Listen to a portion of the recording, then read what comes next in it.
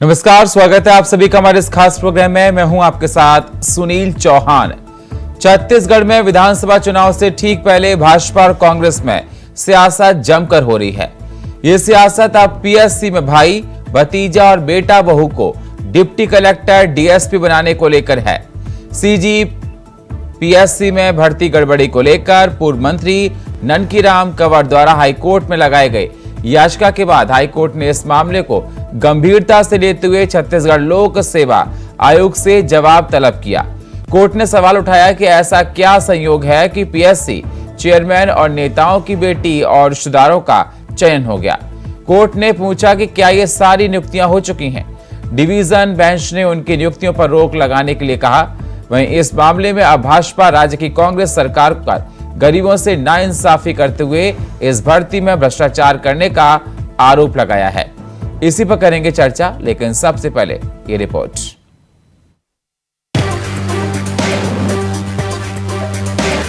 कभी आपने सुना कि पीएससी एग्जाम में राजनीतिक परिवार के लोगों का सिलेक्शन एक साथ हो जाए?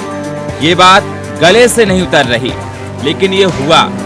इसी पर छत्तीसगढ़ में विधानसभा चुनाव से ठीक पहले भाजपा और कांग्रेस में सियासत जमकर हो रही है। ये सियासत अब पीएससी में भाई, भतीजा और बेटा बहू को डिप्टी कलेक्टर डीएसपी बनाने को लेकर हुआ है। सीजी पीएससी भर्ती गड़बड़ी को लेकर पूर्व मंत्री ननकीराम कंवर द्वारा हाईकोर्ट में लगाए गए याचिका के बाद हाईकोर्ट ने इस मामले को गंभीरता से लेते हुए छत्तीसगढ़ लोक सेवा आयोग से जवाब तलब किया है। कोर्ट ने सवाल उठाया कि ऐसा क्या संयोग है कि पीएससी चेयरमैन और नेताओं की बेटी और रिश्तेदारों का चयन हो गया। कोर्ट ने पूछा कि क्या ये सारी नियुक्तियां हो चुकी हैं। डिवीजन बेंच ने उनकी नियुक्तियों पर रोक लगाने के लिए कहा। वहीं इस मामले में अब भाजपा राज्य की कांग्रेस सरकार पर गरीबों से नाइंसाफी करते हुए इस भर्ती में भ्रष्टाचार करने का आरोप लगाया है, जिस पर भूपेश सरकार ने इस मामले की उच्च स्तरीय जांच कर रिपोर्ट न्यायालय में प्रस्तुत करने की बात कही। आपको बता दें, ननकीराम कंवर द्वारा लगाए गए इस मामले को कल हाईकोर्ट ने स्वीकार करते हुए इस पर फैसला सुरक्षित रख लिया है। तो दूसरी तरफ भाजपा नेताओं को पुराने मामले में दर्ज एफआईआर को निरस्त कर दिया गया, जिसमें प्रदेश के पूर्व मुख्यमंत्री डॉक्टर रमन सिंह और भाजपा नेता संदीप पात्रा का नाम भी शामिल था। उच्च न्यायालय ने एक महत्वपूर्ण फैसले पे चीफ जस्टिस और बेंच ने फैसला किया है, और ये फैसला माननीय उच्च न्यायालय ने कांग्रेस के फर्जी एफआईआर को खारिज कर दिया है और सारे मामले डॉक्टर रमन के खिलाफ हो या संदीप पात्रा के खिलाफ हो, सबको समाप्त करने का आदेश जारी किया है। ये छत्तीसगढ़ की हालात हैं। छत्तीसगढ़ में कांग्रेस की जो सरकार है, मैं उसे अपराधी चला रहे हैं। मैं इसलिए कह रहा हूँ कि सरकार के जितने करीबी अधिकारी हैं, उनमें या तो बहुत सारे लोग जेल में हैं या बेल में हैं। इनके कोयले घोटाले में वरिष्ठ अधिकारी 7 माह से जेल में है। मुख्यमंत्री के उप सचिव जेल में है। मुख्यमंत्री के सलाहकार सट्टे और जुए के आरोप में मामला दर्ज है। खुद मुख्यमंत्री बेल पर है। ये अपराधियों की सरकार है। वैसे एक ही परिवार के कई लोग पीएससी में चुनना कहीं ना कहीं जांच का विषय बन जाता है। भूपेश बघेल ने इस पर उच्च स्तरीय जांच के आदेश दिए हैं। अब देखना होगा जांच के बाद क्या कुछ निकल कर आता है। लेकिन एक सवाल जरूर खड़ा होता कि एक परिवार के सदस्यों को चुनना यूपीएससी की चयन प्रक्रिया पर तमाम सवाल खड़े करता है। क्या ये चयन प्रक्रिया किसी के कहने पर हुई? इसमें क्या साठगांठ थी? कौन मिला हुआ था? ये तो सब जांच के बाद पता पड़ेगा। Bureau report, India voice, Raipur. और इसी पर चर्चा करने के लिए हमारे साथ जुड़ चुके हैं अनुभव शुक्ला, प्रवक्ता कांग्रेस के हमारे साथ हैं। हमारे साथ रविंद्र सिंह, प्रवक्ता बीजेपी के हमारे साथ जुड़ चुके हैं, और हमारे साथ के शर्मा, वरिष्ठ पत्रकार हमारे साथ जुड़ चुके हैं। सभी मेहमानों का चर्चा में जुड़ने के लिए स्वागत है। सबसे पहले अनुभव जी, मैं आपके पास ही आना चाहूंगा। अनुभव जी, किस प्रकार से आप देखते हैं एक ही परिवार के लोगों को पीएससी जैसे एग्जाम में सक्सेस मिल जाना, पद मिल जाना, ऑफिसर बन जाना, ये कहां से दिखाई देता है? कहां गड़बड़ी हुई? क्या अंदाजा इसका? सबसे पहले तो सुनील जी, आपको और आपके सभी दर्शकों को मेरा नमस्कार। रविंद्र जी और वरिष्ठ पत्रकार नमस्कार के सर। शर्मा जी को भी मेरा नमस्कार। देखिए सुनील जी, बहुत ये एक पीएससी का जो मुद्दा है, ये जितने भी हमारे स्टूडेंट्स हैं, हमारे जितने भी युवा हैं, उनके लिए एक बहुत महत्वपूर्ण और एक संगीन मुद्दा है, जिसको राज्य की सरकार बहुत गंभीरता से ले रही है, जिसके लिए उसने एक कमेटी का गठन भी किया है, जिसके तहत वो जांच करेगी और कमेटी के गठन के जांच के बाद वो उच्च न्यायालय में अपना जवाब दर्ज करेगी। उच्च न्यायालय ने जैसा कि कहा कि इस पे उनका आदेश भी नहीं था, उनके आदेश होने के पहले हमारी सरकार ने इस कमेटी गठन की बात उच्च न्यायालय के सामने रखी और उसके अलावा उन्होंने ये भी कहा कि जो लोगों को अपॉइंटमेंट आ गया है उनके अपॉइंटमेंट को रोक दिया जाएगा और जिन लोगों का अपॉइंटमेंट नहीं आया है उन जिनका अपॉइंटमेंट आ गया, माफ कीजिएगा, उनके अपॉइंटमेंट को स्टेटस को दिया जाएगा और जिनका अपॉइंटमेंट नहीं आया है उनको स्टे दे दिया जाएगा। तो प्रोएक्टिवली हमारी सरकार इस पे काम कर रही है और जल्दी जब जांच और कार्रवाई होगी और कोर्ट की नहीं, मेरे सवाल का सर आपने जवाब ही नहीं दिया। मैंने आपसे पूछा कि एक ही परिवारों को पद पर बैठाल देना ये कैसे हो सकता है? देखिए, ये तो जब जांच होगी और प्रक्रिया पूर्ण होगी कोर्ट द्वारा तब ये तय होगा। आप जो कह रहे हैं ये तो एक आरोप है या आप वो है, नहीं, लापरवाही तो है ना कहीं सर, पारदर्शिता तो नहीं थी इसमें। देखिए, पारदर्शिता पे भी मैं आता हूं, लेकिन आप जो कह रहे हैं जब तक सिद्ध नहीं हो जाता आप ये कह नहीं सकते। मैं आपको उदाहरण देना चाहूंगा कि भारतीय जनता पार्टी की जब सरकार थी तो जो पीएससी के अध्यक्ष थे उनके सुपुत्र का भी डिप्टी कलेक्टर के पद पे नियुक्ति हुई थी। तो क्या वो आप उसको कह सकते हैं कि ऐसा भी वहां हुआ था? सर एक की होना, परिवार के 3-4 लोगों की होना। सर मेरी बात सुनिए। उसके अलावा केंद्र सरकार यूपीएससी की परीक्षा जो ली जाती है उसमें भी भारतीय जनता पार्टी के शीर्ष नेतृत्व के जो माननीय अध्यक्ष हैं लोकसभा के, उनकी सुपुत्री का चयन होता है, अंजलि बिरला जी का। सर परिवार के 3-4 लोगों का सिलेक्शन होना, आप एक से कंपेयर कर रहे हैं, अपनी बात को कहे जा रहे हैं, दूसरे की सुन नहीं रहे। एक ही परिवार के 3-4 लोगों का सिलेक्शन हो जाना पीएससी में, ये कहां तक आपको सच्चाई इसमें नजर आती है? ये बात तो गले से नहीं उतर रही है सर। मैं आपको वही तो कह रहा हूं कि ये एक उदाहरण है इस प्रकार। किसकी मिली भगत से ऐसा हुआ?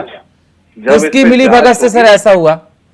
जब इस पे जांच होगी और कार्रवाई कोर्ट के सामने करी जाएगी तब इसके रविंद्र जी सत्य है या नहीं है ये सामने सिद्ध हो जाएगा। उसके पहले इस पे बयान देना उचित नहीं है। रविंद्र जी ने स्वयं कहा है।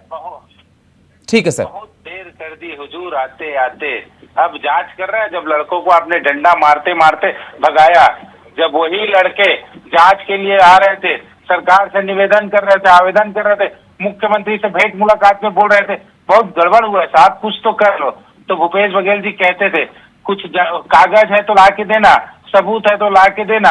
अब पूरे कागज आ गए, प्रश्न कैसा चेकिंग हुआ, अब जांच करने की बात कर रहे हैं। जब माननीय उच्च न्यायालय ने इनको फटकार लगाई, आपने क्या किया?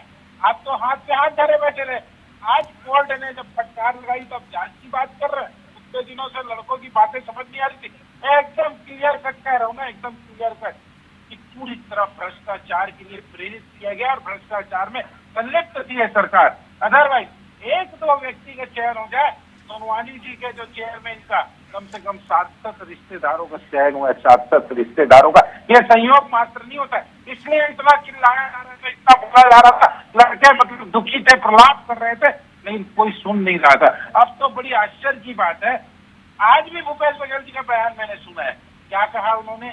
जैसा कोर्ट बोलेगा वैसा करेंगे। मतलब इनकी करने की कोई इच्छा नहीं है। आपकी इच्छा क्या है मैं बताऊं? अभी भी पीएससी को बचाना चाहते हैं, नहीं तो डॉक्टर रमन सिंह की सरकार में, भाजपा की सरकार में अशोक दरबारी को सिंगल लाइन कैबिनेट, एक विषय की कैबिनेट की बैठक बुलाई गई थी और उनको सस्पेंड करवाया गया था। इतना भ्रष्टाचार का आरोप लगा, कभी भूपेश बघेल जी ने प्रयास नहीं किया। 2003 की पीएससी की एंटी करप्शन ब्यूरो ने जांच की, ये आज एंटी करप्शन ब्यूरो जांच क्यों नहीं करा सकते? और आज भी शर्म है, नैतिकता है तो सीबीआई जांच कराने का आदेश भूपेश बघेल जी दे दीजिए। 36 छत्तीसगढ़ की 4 चिन्हारी तो पहचान नहीं बना सकी, 5वां पहचान बना दिया। देश में सबसे भ्रष्ट पीएससी कोई है तो छत्तीसगढ़ लोक सेवा आयोग का, और भूपेश बघेल सरकार में इसने रिकॉर्ड मतलब तोड़ घपला किया, रिकॉर्ड तोड़ घपला। अभी तक के खुलेंगे, अभी कुछ ही प्रश्नों उत्तर पुस्तिका आई है, और जब आएंगे ना तो आश्चर्यचकित हो जाएंगे, क्योंकि पूरी मिली भगत थी।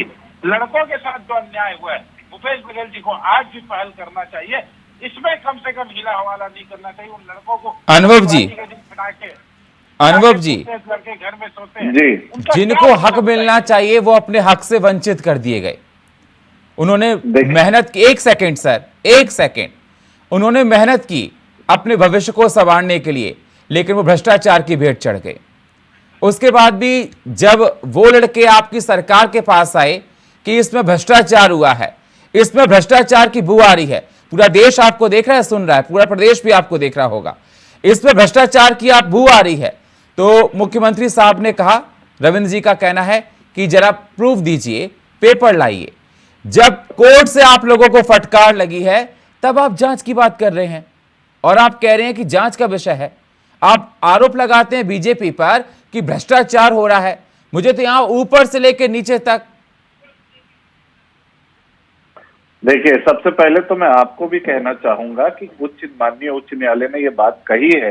आज का बयान है उच्च न्यायालय का, अगर आप ट्रांसक्रिप्ट निकाल के पढ़ेंगे आज के केस की, तो आपको उसमें दिखाई देगा कि उच्च न्यायालय में न्यायाधीश ने कहा है कि ऐसे माहौल बनाया जा रहा है जैसे निर्णय आ गया हो।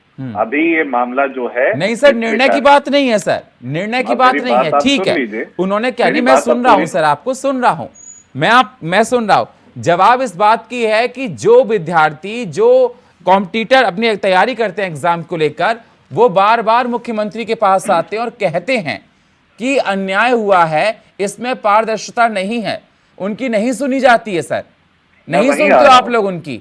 मैं यही बता रहा हूँ। सबसे पहली चीज जो मैंने कही कि उच्च न्यायालय ने ये कहा है कि इसको ऐसा ना जताया जाए जैसे कि निर्णय आ गया है, मामले पे अभी कार्रवाई चल रही है कोर्ट की और सरकार की भी।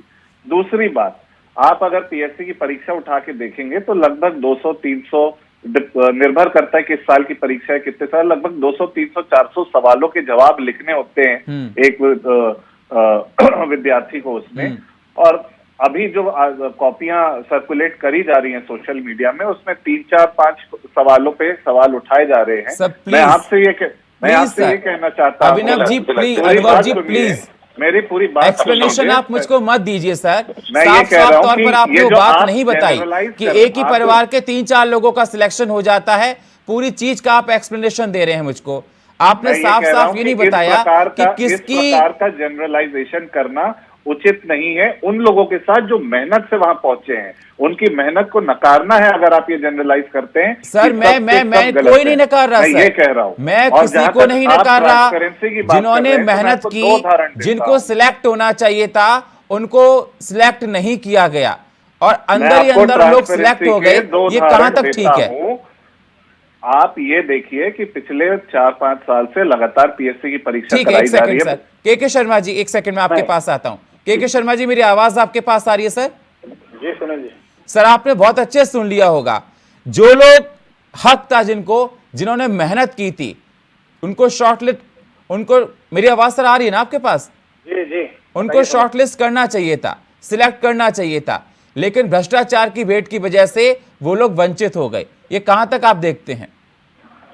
देखिए, बेरोजगारी एक बड़ी समस्या, और शिक्षित बेरोजगारों की संख्या देखेंगे 171 पद के लिए यदि 140 लोग यदि परीक्षा दिलाते हैं तो मामला गंभीर होता है। उसके साथ ही जो चयन प्रक्रिया है, क्या उनमें कभी ये बात नहीं आ रही है, जैसे कोर्ट ने भी कहा है कि क्या ये महज संयोग है, गलत है या दुख भरी बात है, ये सब बातें आ रही है। तो कुल मिला के ये है कि जितने लोग चयनित हुए हैं, क्या वे वास्तव में हुए हैं? एक ही परिवार के इतने लोगों का चयन होना, यही महत्वपूर्ण बात है। इसके साथ ही भाजपा के ओपी चौधरी ने प्रेस कॉन्फ्रेंस लेके विभिन्न प्रश्नों को लेकर भी उन्होंने कल सवाल उठाया था।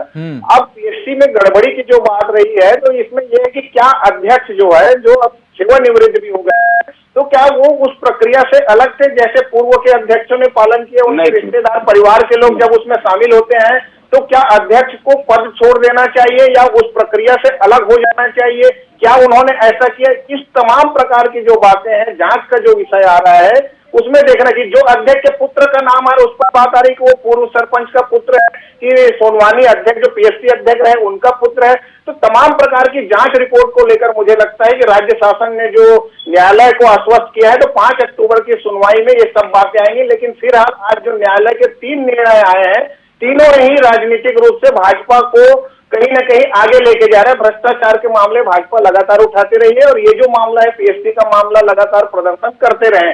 इसके साथ ही आय से अधिक संपत्ति का मामला रमन सिंह का था, उसमें भी उनको आज एक राहत मिल गई है। तीसरी चीज ये है कि पीएससी जो टूल किट के मामले में जो कोरोना काल के दौरान हुआ था उसमें भी मतलब रमन सिंह को और राष्ट्रीय प्रवक्ता को जिस तरह से राहत मिली है, तो मुझे लगता है कि सब मामले को लेकर आज भाजपा कहीं न कहीं उत्साहित है। और कांग्रेस के जो पीएसटी का मामला है, मुझे कहना है कि भाजपा के समय भी ऐसी घटनाएं हुई थी जिसमें अध्यक्ष को तत्काल राज्यपाल ने निलंबित कर दिया था। इसमें क्या राज्यपाल के कुछ अधिकारियों के रिश्तेदारों के नाम भी आ रहे हैं, इसलिए भी जांच का विषय आ रहा है। तमाम सवाल जो लोगों के मन में आ रहा है, मुझे लगता है कि युवाओं का में जो संदेह है, मैं तो भाजपा की बात नहीं करूंगा, बीजेपी सीबीआई जांच की मांग कर रही है सर। जी, बीजेपी सीबीआई जांच की मांग कर रही है।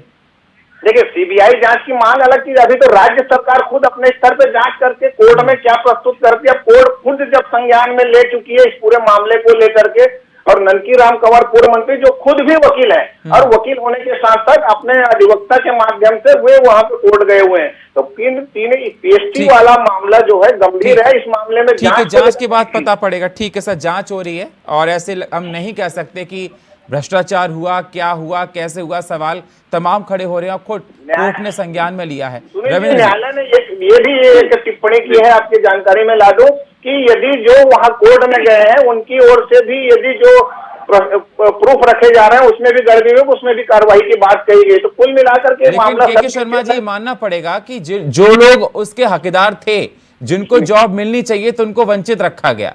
यदि वास्तव में गड़बड़ी है, कोर्ट का डिसीजन अंतिम निर्णय इस रूप में यदि आता है, किसी भी प्रकार के पूरी प्रक्रिया को यदि समाप्त करने के या इन लोगों के जिन 18 लोगों पर सवाल उठाया गया है, ये वास्तव में यदि अपात्र थे तो निश्चित रूप से एक बड़ा मामला बन जाएगा। जी रविंद्र जी। जी, सबसे पहले तो मैं पूरी विनम्रता से के शर्मा जी को ये बताना चाहूंगा कि अशोक दरबारी को राज्यपाल जी ने नहीं हटाया था, राष्ट्रपति जी ने हटाया था, और सस्पेंड इसलिए किया था कि सिंगल लाइन कैबिनेट की बैठक बुला के डॉक्टर रमन सिंह ने अनुशंसा की थी। ऐसा बिल्कुल अभी तक नहीं किया। दूसरी बात, अब पीएससी की परिभाषा क्या हो गई? Post section commission. तीसरी बात, जब अभी आरोप लगे थे इतना टीएस सोनवानी पे, तो लास्ट भर्ती का भी रिजल्ट उन्होंने जारी किया ना, तो रिटायरमेंट के एक दिन पहले जारी किया, एक दिन पहले, और इतनी जल्दी 2-2.5 महीने में प्रीलिम्स का रिजल्ट मेच लेके और उसका साइन करके गए हैं चयन को। जब उनके ऊपर इतने आरोप लगे तो उनके समय में परीक्षा क्यों ली गई? इतना तेजी से प्रकरण बढ़ाने की क्या जरूरत थी? नहीं तो 1-1 साल लग जाते पीएससी का चयन करने में। अभी लास्ट जो पीएससी का रिजल्ट आया 4 महीने में कंप्लीट कर लिया गया। क्यों? रमन सिंह सोनवानी जी के कार्यकाल में इसलिए किया गया ताकि उनकी जाते जाते और कर जाए।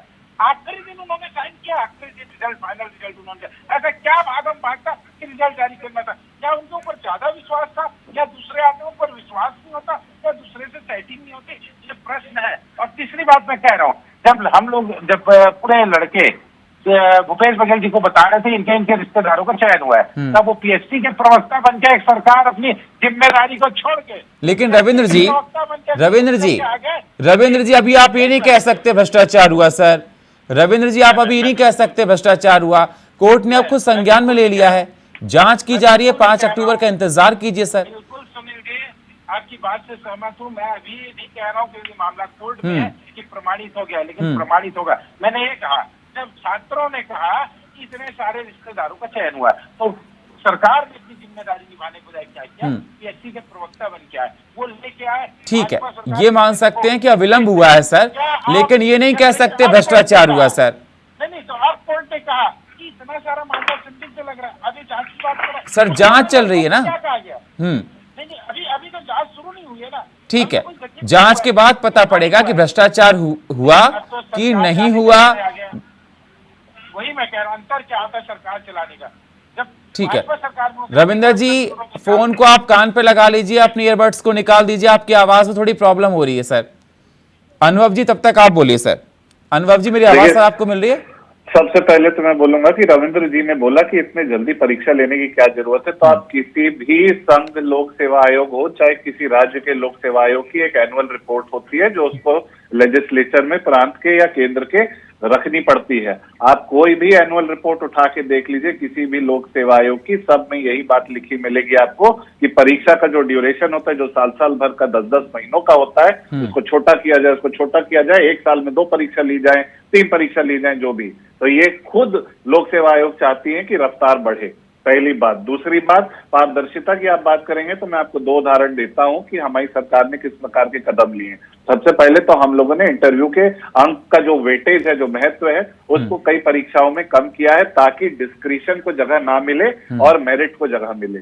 ये हमारी पारदर्शिता के लिए और हमने मेरिट को आगे बढ़ाने के लिए किया। ट्रांसपेरेंसी की अगर आप बात करेंगे तो मैं आपको ये और बताता हूं कि पिछले 2 साल से ये जो आप कॉपीज दिखा रहे हैं, ये पिछले 2 साल से शुरू हुई है पीएससी की परीक्षा की कॉपियां जो मेंस की दिख रही हैं। कोई भी आयोग में ऐसा नहीं होता है, आपको आरटीआई लगाना पड़ता है, तब आपको अगर कॉपी मिली तो मिली, और संघ लेवल लोक सेवा आयोग तो आपको देती भी नहीं है। ये कॉपियां आपको जो प्राप्त हो रही है, ये पारदर्शिता का उदाहरण है। और आखिरी चीज, लोक सेवा आयोग जो है वो एक इंडिपेंडेंट कॉन्स्टिट्यूशनल बॉडी है, उसका एक अपना प्रोटोकॉल और एक प्रक्रिया होता है कि किस नियम और कायदे के तहत वो कॉपियां चेक करेगी, किस तरीके से वो अंक देगी और क्या करेगी। उसमें अगर किसी प्रकार का ऊंच नीच सामने आता है तो ये लोक सेवा आयोग पहले तो मैं बता दूं, अभी आंसर शीट नहीं निकल रहा है।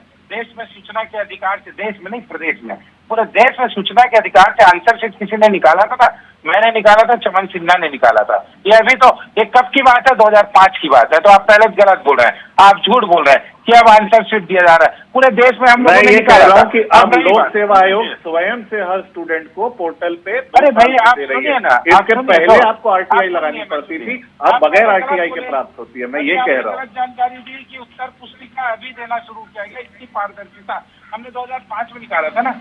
उत्तर पुस्तिका मैंने अपनी खुद निकाली है और देश के पहले लोग तो सूचना के अधिकार से उत्तर पुस्तिका लेने वाले। अब दूसरी बात, आपने क्या कहा, एक समय सीमा में परीक्षा हो जानी चाहिए कंप्लीट। बिल्कुल सही बात है। इतनी जल्दी हड़बड़ी क्या थी कि चेयरमैन के आखिरी दिन में रिजल्ट निकाला गया? वो तो दिसंबर तक जाना था, जनवरी में निकलता है, दिसंबर में कंप्लीट होता है। तीसरी बात, आप जो बोल रहे हैं कि किस तरह से मतलब क्या कहते हैं संवैधानिक संस्था प्रोटोकॉल होता है, ऐसा प्रोटोकॉल 12 के भाव में गया, गंदा शब्द इस्तेमाल कर रहा हूँ, जिससे भ्रष्टाचार हो। प्रोटोकॉल का तात्पर्य नहीं हुआ कि आपको भ्रष्टाचार करने की छूट मिल गई। संवैधानिक संस्था होने के नाते आपकी जिम्मेदारी और बढ़ जाती है, और आप बोलते हैं प्रोटोकॉल है। संवैधानिक संस्था तो उसको छूट मिल गई। मैं आपको यही बता रहा हूँ कि ये प्रोटोकॉल का अधिकार उस पीएससी का होता है। राज्य सरकार और केंद्र सरकार उसके अधिकारों में और उसके कर्तव्यों में हस्तक्षेप नहीं ला सकती। वो उसका कर्तव्य होता है कि किस प्रकार से उसको अपनी प्रक्रिया निभानी है। एंटी करप्शन ब्यूरो ने जांच की छत्तीसगढ़ में, रिपोर्ट दिया पीएससी गलत था। और ईओडब्ल्यू, आपने कभी ईओडब्ल्यू से जांच नहीं करवाया, एंटी करप्शन ब्यूरो से जांच नहीं करवाया, और आप बोलते हैं उसकी संवैधानिक संरक्षिता का प्रोटोकॉल को उसको लाभ मिलना चाहिए। एकदम गलत बात है, उनकी जिम्मेदारी ज्यादा है। ठीक है रविंद्र जी, आपकी बातों को ठीक मानते हैं सर।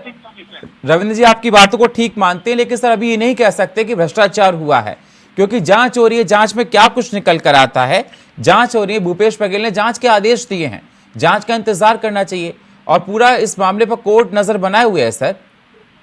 बिल्कुल बिल्कुल, हम इंतजार कर रहे हैं। हाँ, तो इंतजार करना चाहिए। अभी कहना भ्रष्टाचार हुआ, जल्दबाजी होगी सर। एक महीने बाद तो आचार संहिता लग जाएगी। इस सरकार की क्या जिम्मेदारी रही है? जल्दी से शुक्ला जी, जल्दी से। मैं बस ये बात जोड़ना चाहूंगा कि के शर्मा जी ने जो बात कही थी कि पीआईएल के संदर्भ में उच्च न्यायालय ने ये बात भी कही जो शर्मा जी ने कही है कि सबसे पहले मैंने कहा था कि ऐसा नहीं है कि अभी निर्णय आया। दूसरी बात, उच्च न्यायालय ने जिन लोगों ने पीआईएल दर्ज करी है उनसे भी सबूत मांगे और उनको एक चेतावनी भी दी है कि यदि ये एक बहुत गंभीर आरोप है, इस पे अगर किसी प्रकार की शर्मा जी जल्दी से फाइनल कमेंट सर। कानूनी कार्रवाई करी शर्मा जी जल्दी से फाइनल कमेंट सर। आपको इंतजार करना चाहिए कि प्रक्रिया पूर्ण हो। निष्पक्षता के साथ साथ विश्वसनीयता भी आवश्यक है। 171 बच्चे यदि पीएससी में चयनित हुए हैं तो कई उसमें योग्य है, कई सालों की मेहनत बच्चों की लगी रहती है। निश्चित रूप से न्यायालय ने पूरी गंभीरता के साथ केवल 18 लोगों को जिन पर आरोप लग रहे हैं उन पर जांच की बात कही। ये भी नहीं है कि वो कितने योग्य है अयोग्य है, ये भी बात नहीं है। अभी पूरी तरह जांच करके कोर्ट में मामला पुटअप होना है और निश्चित रूप से अंततः कोर्ट में चूंकि मामला है इसलिए सबको न्यायालय पर भरोसा रखना चाहिए और जो भी निर्णय होगा जो लड़के उसके में लायक हैं, डिजर्व करते हैं जॉब के लिए, उनको एक निष्पक्ष जांच होनी चाहिए जिससे जो लायक है उनको आगे चलकर मौका मिल सके। और बहुत बहुत शुक्रिया आप सभी मेहमानों का चर्चा में जुड़ने के लिए। के शर्मा जी आपका, अनुभव शुक्ला जी आपका सर, और रविंद्र सिंह जी आपका बहुत बहुत शुक्रिया सर। लेकिन सवाल लगातार उठते रहेंगे। जिस प्रकार से देखा जा रहा है जांच लगातार हो रही है, अब जांच में क्या कुछ निकल कर आता है उसके बाद ही कार्रवाई होगी।